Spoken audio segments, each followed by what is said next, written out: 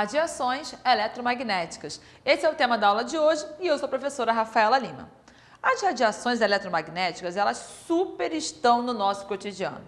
Seja na comunicação, tratamentos ou exames médicos, internet, rádio, TV, tudo isso está usando a radiação eletromagnética. Mas aí você já pergunta, o que é? O que são as radiações eletromagnéticas? São ondas que estão se propagando na Terra e no espaço e que o ser humano descobriu e aproveitou disso para diferentes usos. Você fala assim, ondas? Como assim ondas? Não estou vendo nada assim. Essas ondas, por isso que a gente fala que elas são eletromagnéticas. Elas estão promovendo uma agitação, uma movimentação, uma ondulação? Sim.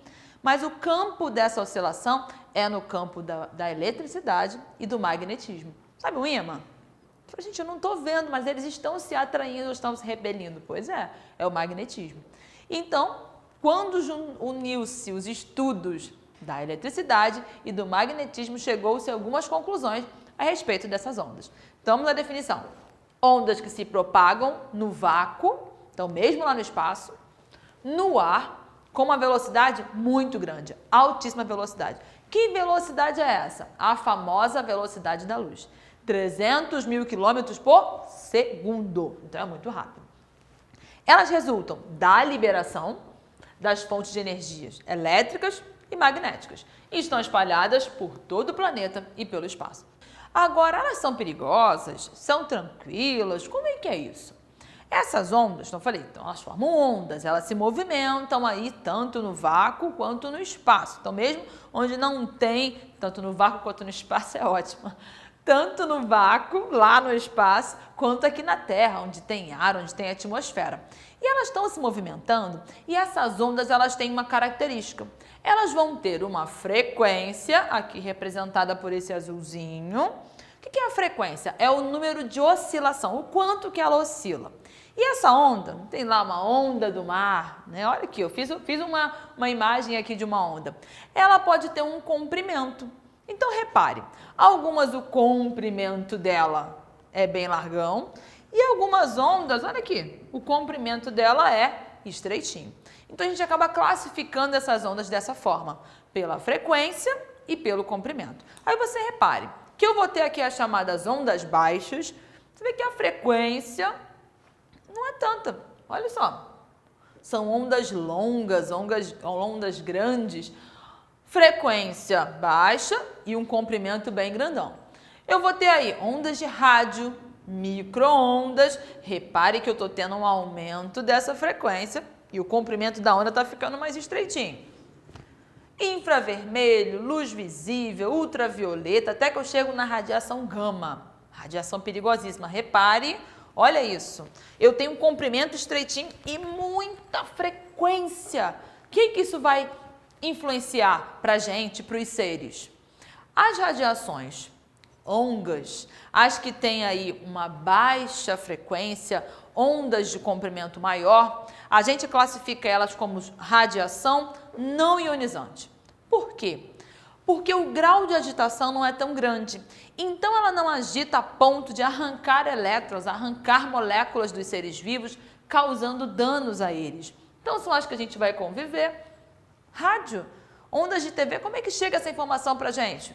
São ondas, a chamada radiofrequência. Tá aí, não é algo perigoso para a sua saúde. O próprio sinal de Wi-Fi, um Bluetooth, infravermelho que a gente usa até para controle de televisão. Agora, as que têm uma frequência maior e um comprimento menor, elas são as chamadas ionizantes. Essa frequência ela é tão intensa e quanto maior a frequência, maior o dano. Então, comparativamente, uma ultravioleta ela vai causar danos? Sim, mas uma radiação gama, que a frequência é muito maior, o dano é maior. Então, você entendeu a diferença entre uma radiação não ionizante, de baixa frequência, de baixa energia, não vai causar danos aos seres vivos, e a radiação ionizante. Muita frequência, muita energia, isso provoca um desprendimento dos elétrons, dos átomos nos seres vivos e vão causar danos. Assim, tá, entendi a classificação. Então, não ionizantes para cá, ionizantes para lá, Mas vamos reparar nos usos que a gente faz dessas radiações? Ondas baixas. As ondas baixas, elas são usadas na comunicação e, inclusive, uma atenção especial no uso militar e nas comunicações dentro da água. Assim, ué? As ondas longas, elas têm essa característica. Esse longo comprimento, elas se dispersam bem na água. Então, são usadas, por exemplo, para comunicação submarina. Algumas comunicações de rádio, elas são utilizadas por essa via. As ondas longas, chamadas ondas baixas. As mega populares no nosso dia a dia são as chamadas ondas de rádio ou radiofrequência, que são as que a gente usa para ouvir rádio, as frequências de rádio FM e AM que a gente usa para assistir TV, chegar as informações das torres de transmissão até a nossa casa, fora aí o tão amado e cotidiano Wi-Fi. São ondas com comprimento um pouco menor, porém elas são retidas. Algumas barreiras, elas impedem o transporte delas. Então, você já deve ter percebido, você está num cômodo, fala, gente, o Wi-Fi não está pegando aqui. Você pode estar numa distância que essas ondas estão sendo emitidas, porém elas não estão conseguindo chegar até você. Mesma coisa, uma TV, você está andando lá de carro, está num rádio, fala, perdi, a estação não está pegando. A onda não está chegando até você. TV, tem pessoas que moram em prédios, locais muito fechados, não consegue chegar naturalmente a onda lá da torre de transmissão até ali o seu dispositivo, sua TV. O que se faz então? Eu coloco uma antena. A antena vai então captar, venha para cá, capta e leva. Então, são aí ondas bastante do nosso cotidiano. Micro-ondas, pequenas ondas, micro-ondas, elas têm uma característica que elas promovem um agito especial nas moléculas de água. Então, o ser humano, espertinho como é, usou então para aquecer o alimento. Já percebeu que certos alimentos que você aquece no micro-ondas, né, no aparelho lá, fica meio ressecado se você deixar muito tempo? Porque esse tipo de onda é a agitação que ele promove nas moléculas de água. Então, se você deixar muito tempo, acaba ressecando o alimento, porque é a água que está sendo agitada. E se eu botar uma coisa que não tem água? Aí vai dar ruim. Pode ter explosão, pode incendiar, por isso tem uma série de coisas que você não pode colocar no aparelho micro-ondas. Por exemplo, alumínio. Avançando um pouquinho mais, a gente chega nas famosas infravermelho. O infravermelho a gente usa, por exemplo, no controle de TV. Facilmente você vê que se tiver alguma coisa no meio, não rola a conexão. Então você vê que é uma onda que ela tem uma limitação de barreira significativa, mas o que você não sabe é que todos nós emitimos a radiação infravermelha. A radiação infravermelha ela é emitida no calor. Então, como eu e você estamos aí liberando, transferindo esse calor de um para o outro, você coloca, poxa, eu estou quente, há uma agitação nas suas moléculas. Então, por exemplo, existem câmeras com infravermelho, que elas conseguem observar áreas mais quentes, áreas mais frias dos seres vivos, emissão de calor. E a gente usa isso também de alguns aparelhos, algumas utilidades, que é essa infravermelho. Outra de todas essas ondas que a gente falou agora, uma visível. Enfim, quem é ela? A luz.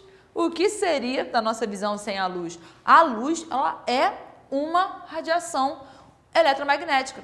Está vindo lá do Sol para cá, ou luz artificial. Ela é a chamada luz visível. Há uma faixa que consegue sensibilizar a vista humana de forma a produzir aí as imagens.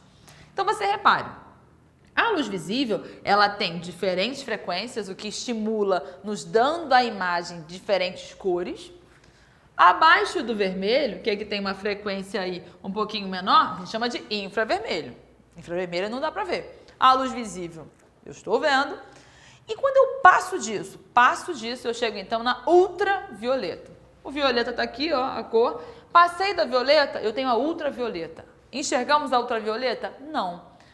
Pode ser danosa? Muito danosa. Você já ouviu falar, já aprendeu que certos horários não é interessante e nem pode se expor muito tempo ao sol. Por quê? Por conta da alta liberação solar da radiação UV, ultravioleta. É aquela quando você compra o protetor solar? Está escrito lá que protege dos raios UVA e UVB. Quem são eles? É a ultravioleta. Tem sua importância? Tem. Na nossa pele vai estimular a produção de melanina, de vitamina, porém, em excesso pode levar a queimadura, envelhecimento da pele. Então, há um cuidado. Então, você repare que a ultravioleta já está na categoria de radiação ionizante.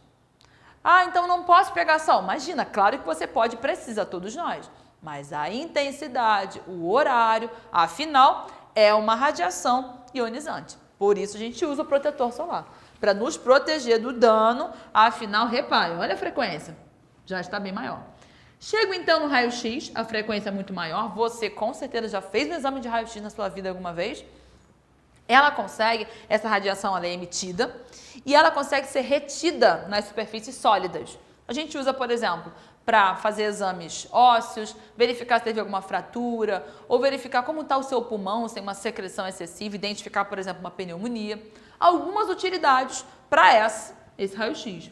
É uma radiação, então tem que ter muito cuidado. O profissional que trabalha com isso não pode se expor, tem que ter todo um cuidado, porque é uma radiação com potencial cancerígeno. Afinal, ela carrega muita energia, ela pode destruir moléculas, roubar elétrons e vai causar danos aos seres vivos. E a gente chega nela, na toda perigosa radiação gama. Altíssima frequência, comprimento de onda, ó, pequenininho. Essa radiação é que é perigosa. No Brasil, tivemos um grande acidente com radiação em 1987, que deixa as marcas lá em Goiânia até hoje. Muitas pessoas morreram, muitas pessoas desenvolveram síndromes de radiação, queimaduras, câncer a partir daí.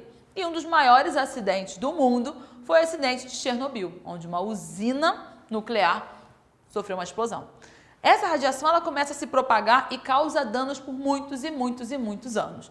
Afinal, ela consegue de fato lesionar tecidos e romper, por exemplo, com as células. Por isso, ela é muito, muito danosa. A gente consegue fazer utilidades úteis dela, porém, tem que se ter muitíssimo cuidado. Entendeu? As radiações eletromagnéticas, as suas características e a importância? Então, a gente fecha a nossa aula de hoje. Tchauzinho!